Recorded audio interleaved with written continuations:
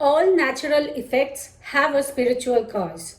We are essentially spirits inhabiting the human body, and everything that happens to us or through us is created in the spirit world before it manifests in the physical world, be it deaths, diseases, or disasters that we call natural. All deaths at a very high level of the soul are a form of suicide because every soul chooses when it enters and exits this third density of illusions called the physical world.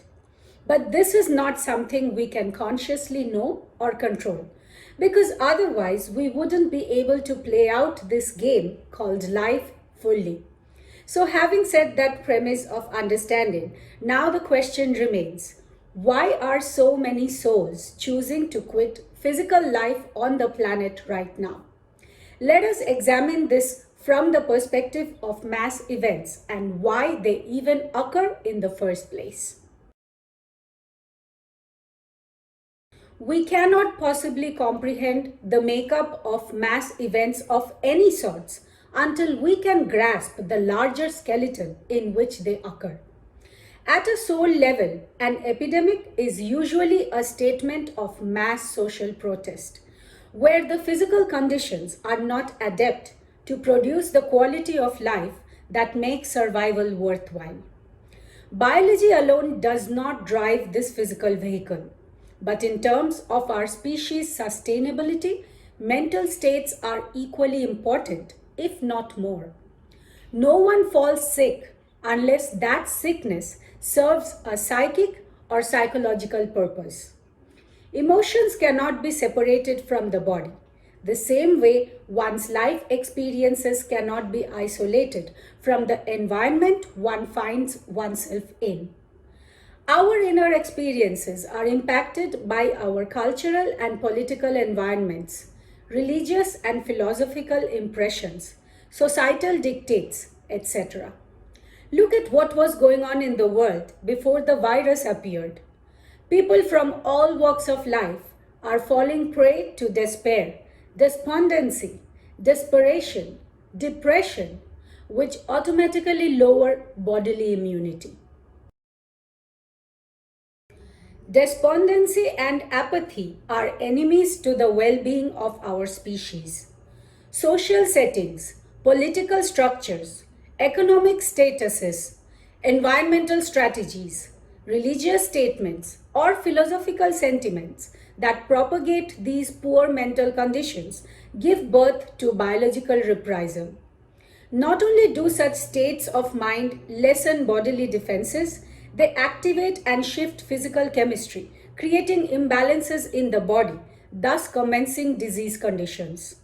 Lots of viruses, intrinsically capable of causing death in regular circumstances, confer overall health to the individual, coexisting with other viruses and participating in essential activities that preserve physical equilibrium. Nevertheless, if certain viruses are provoked beyond their normal activity, causing overproduction through mental conditions, they can then become life-threatening. The natural state of life itself is that of joy. And no matter whether logic, reasoning, or belief systems point to the contrary, it is mental states, opposites of despondency and apathy, that contribute to health and vitality, promoting physical, psychological, as well as spiritual well being among our population. We may live in a physical society, but primarily we operate within a society of thoughts and feelings that directly affect our body's behavior. This society of emotions, sentiments, and perceptions may be intangible, but it provokes all physical activities we are accustomed to. Hence, an epidemic, whether sweeping through animals or Homo sapiens, is not just biological but also a psychic statement wherein each being inherently knows that its own inner fulfillment can justify the quality of life on an individual basis, thereby contributing to mass survival of its species. Physically, viruses may be passed on from person to person, but literally, severe individual mental problems contribute to social mass diseases. So, it is essential to acknowledge the individual and its capacity to shape its inner experiences. Because only when the private nature of the individual is given importance can we begin to comprehend how amplifying this personal reality expands and blends to form vast mass reactions at a collective level of consciousness. We have a mass group of people quitting physical life on the planet today for precisely this reason, forcing us to feel the unity of humanity through these deaths as we intuit our deepest unconscious knowledge about ourselves, the world, the universe at large, creation, and the source itself that some call God.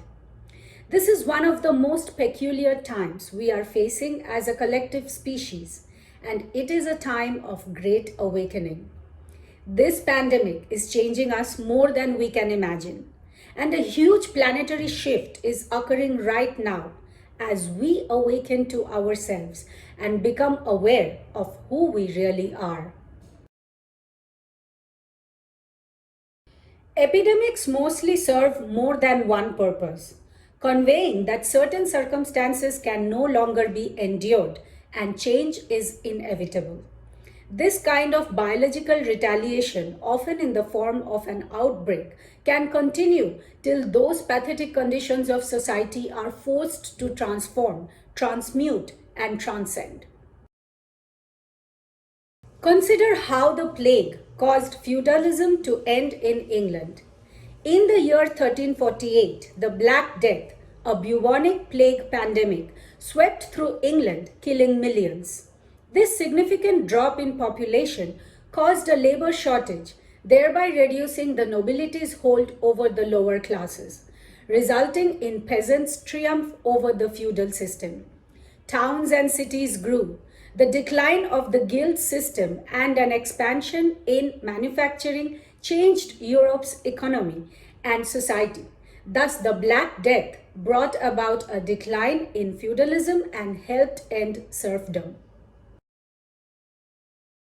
The atmosphere wherein an epidemic transpires directly indicates the political, social, religious, or economic conditions that have progressed in the region. Many times, these outbreaks occur due to unproductive and ineffective political or social actions as people find themselves in hopeless conditions. Emotional isolation is a serial killer.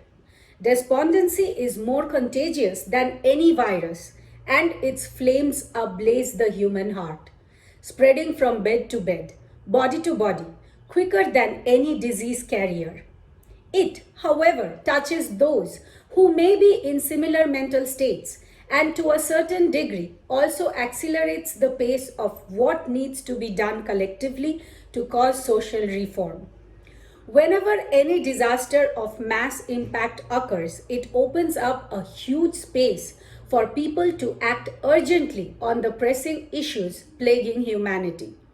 Each person that dies in an epidemic sends a message to their intimate survivors, and in the larger context, these deaths become part of a mass social protest. People are shaken inwardly, which then agitates numerous elements of social life to be transformed and repositioned, sometimes including overthrowing of ineffectual governments and the likes. And so, no death occurs in vain.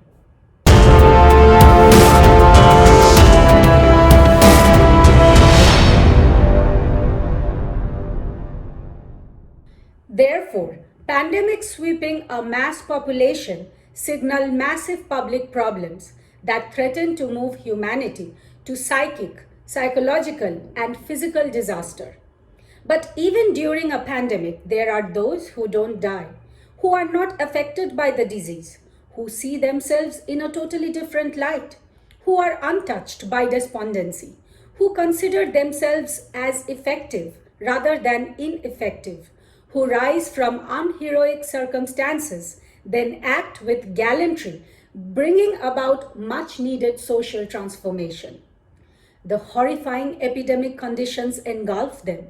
The sight of the dying confer their lives with new meaning, purpose, and inner vision, rousing in them novel ideas for economic, political, sociological, and even spiritual reform. When we isolate epidemics as mere biological events or bacterium virus attacks, then the solution seems tangible. Isolate the virus, study its characteristics, and administer people with a tiny dose of the disease so that the body can battle or develop immunity for it.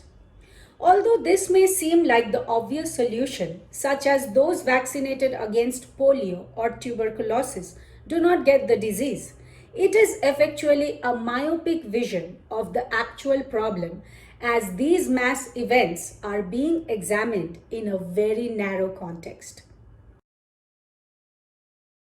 As explained before, the cause of a mass epidemic isn't solely biological. The physical symptoms are mere reflections of a deeper malfunction. Besides, there is a difference between a virus replicated in laboratories and that naturally residing in the body. The difference, although subtle, can be recognized by our bodies, but obviously not lab apparatuses. Our bodies will produce antibodies owing to the vaccine administration. Nonetheless, the body's chemistry is confounded at the same time as it knows that it is reacting to a disease that is not a true disease but a biological counterfeit. As the body's organic integrity is compromised, it may simultaneously produce antibodies to other similar diseases, thereby stretching its defense mechanism to the extreme. So the person falls prey to another disease after some time, while our scientists and doctors discover more viruses to immunize the populace against. There is a hurry to develop newer vaccinations against the latest virus, but majority of this is based on predictions. Scientists try to anticipate the quantity of population who might be affected by a certain virus that has caused a significant number of deaths. And then, as a protective measure, the mass is invited to get the latest vaccination. And so, many who would not have contracted the disease otherwise are then meticulously vaccinated, where the immune system is pressured to perform. And sometimes, in such situations, due to the immunization overstretched, those who have psychologically decided on dying will die anyway, whether from that disease or from the side effects of the vaccination. In our society, scientific and medical beliefs operate, where vaccines are given as a kind of protective medicine, bringing about in healthy individuals a slight disease condition that gives immunity against a more massive visitation. This procedure, however, works well for those who believe in it. So it is essentially the belief that works and not the method. I am not suggesting here to forsake the method altogether when it seemingly works for so many. Yet it is important to understand why vaccination brings about the preferred outcome. Although this kind of medical practice is very specific, one cannot be injected with the desire to live or with the zest, delight, and contentment of the healthy animal. There is no inoculation against beliefs. If one has decided to die, protected from one disease in this manner, will subsequently contract another. Thus, the immunization process, while particularly effective, may only strengthen prior beliefs about the body's incompetence. That said, I do not mean to undermine our medical systems in any way. Yet, no one ever dies who does not want to die at some higher level of consciousness. An illness implies the overall body's defense system at work, And without some illnesses, the body could not endure this journey called life.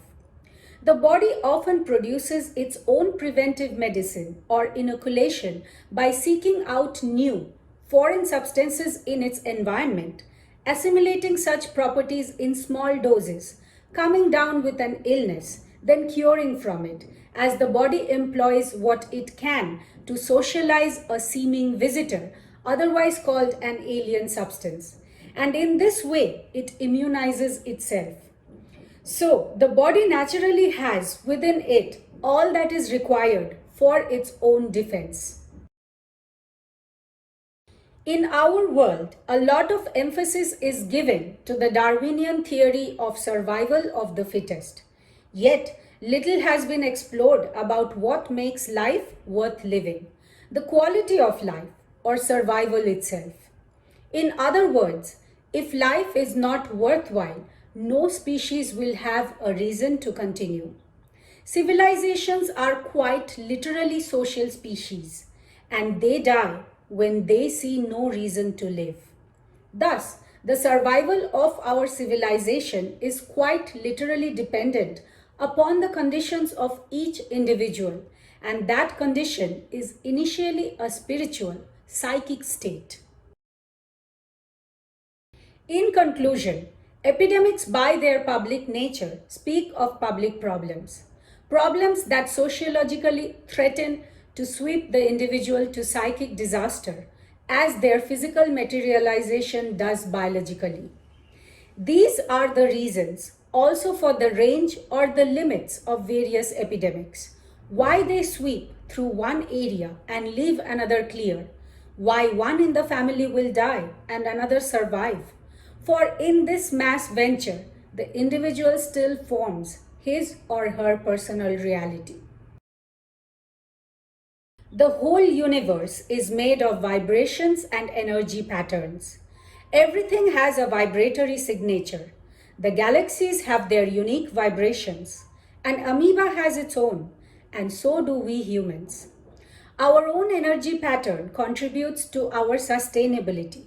Hence, staying healthy is a matter of being attuned to this pattern. This is, of course, a novel way to perceive health or diseases. The future of medicine will be all about adjusting our vibrations to health frequencies, vastly different from the biochemical medicines administered today. Using sound healing, subliminals, mental recoding, energy attunement, etc., rather than ingesting insane amounts of pharmaceutical drugs with major side effects.